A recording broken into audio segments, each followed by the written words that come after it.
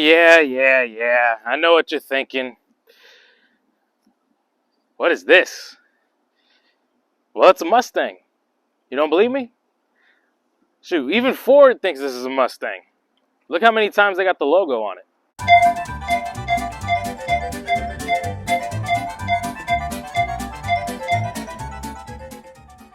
And I know what you're probably thinking. Well, 10, it doesn't matter how many times they got the logo on the car. It's not a V8. It's electric. So why does it even have a Mustang badge? It has a Mustang badge because it follows its roots.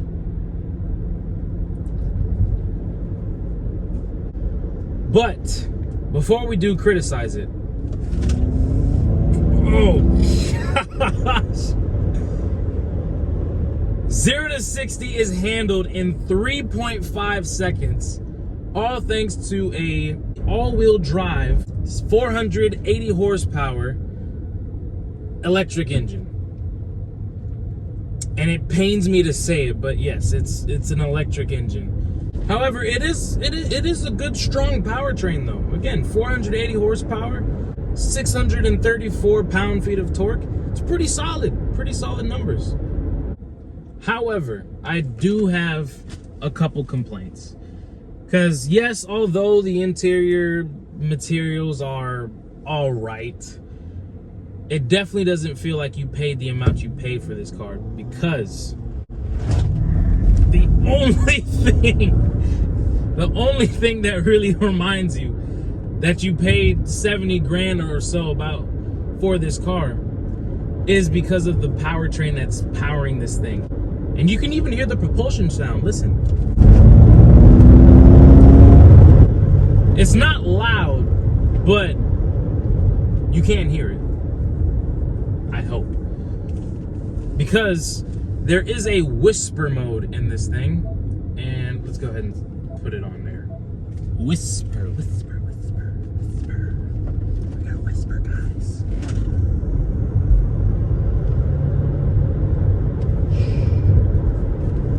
You hear it a little bit. All right, so in the interior of the Mustang Mach-E, we have this ginormous screen, which is completely like any other Mustang that you might see out there. But let's just go into it a little bit just to see what it's like. And right now, this is the radio. So if you want to go through and change whatever you want to see your Apple CarPlay, your Bluetooth, your navigation, and you actually have a digital owner's manual. So not only that, you have your tire pressure, your trips, and something cool that you can check out with the trips is that it actually tells you where your energy went. So obviously in the drive that I've been doing, 41% of it has gone into climate use because I've been sitting around for a little bit. 30% driving, 22% on the accessories. So if you have anything hooked up, and it just shows you a little, good amount of information that you might want to know about. Back up top, and then of course you have the sketch where you can do some drawings and everything like that. So if you want to, no, God, please, no, make a smiley face, you can. And then if you want to give them some glasses or something, stop it, get some help. But more importantly, we come to the controls, and that you do by pressing the Mach-E symbol that's up here, up at the top. And what you do, so here in the drive modes, you have Unbridled, which is basically your sport mode, Engage, which is basically going to be your normal mode, and Whisper, which is going to be more of your quiet mode, but it's already a quiet car.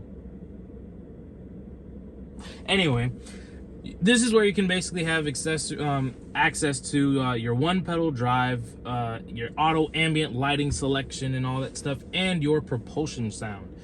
Not only that, but you have a camera, rear camera only, no front cameras or anything like that.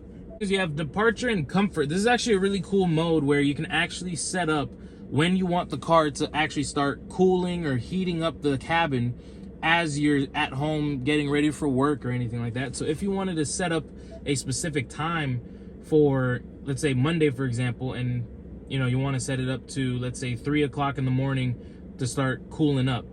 You can select it. Realistically, what does the car actually feel like when you're driving it? Well, it's all right. You know what I mean? Oh gosh, the brakes are very good. Handling is it's very good for this kind of size of a car. Because the batteries are placed under my feet, you basically have a good sense of feel that you're, one, not gonna roll over, and honestly, yeah, there's really not a lot of body roll in the car. It stays pretty planted, if you ask me.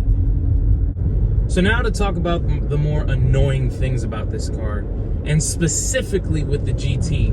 I absolutely hate this damn thing right here. Because for one, I'm not really that big of a guy, so it doesn't really bolster me in the way Ford intended me to be. And I guess this is Ford saying, if you're a fat person, this will suit you a lot better.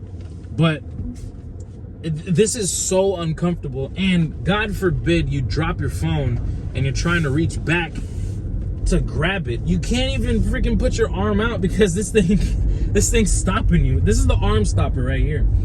So yeah, and it's super stiff, and again, it's plastic and cheap, and oh gosh, don't even get me started in the rear seats. The rear seats is worse.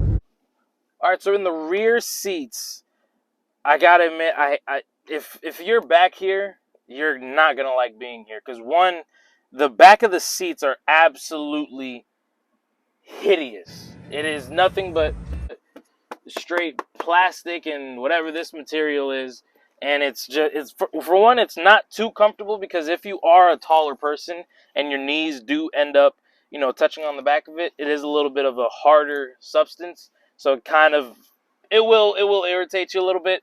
There's decent headroom, but I hate being back here. It's just it's the back here, just it's absolutely ugly in my opinion. You still have the same nice materials of the seats, you know, with the Active X is kind of like a fancy vinyl that Ford uses, and this suede material here. Again, you know, cheap, plasticky feel, but you got some vents back here and your charging ports. Other things about the car, it is a decently practical car. You have plenty of space in the rear of the car, and then you even have a frunk up in the front. So, and it can also act as a cooler too, because you can put ice and then there's a little drain in there so that, you know, you wouldn't have to worry about it. Here's my thing with this car. Ford had a brilliant idea to make the Mustang into an SUV.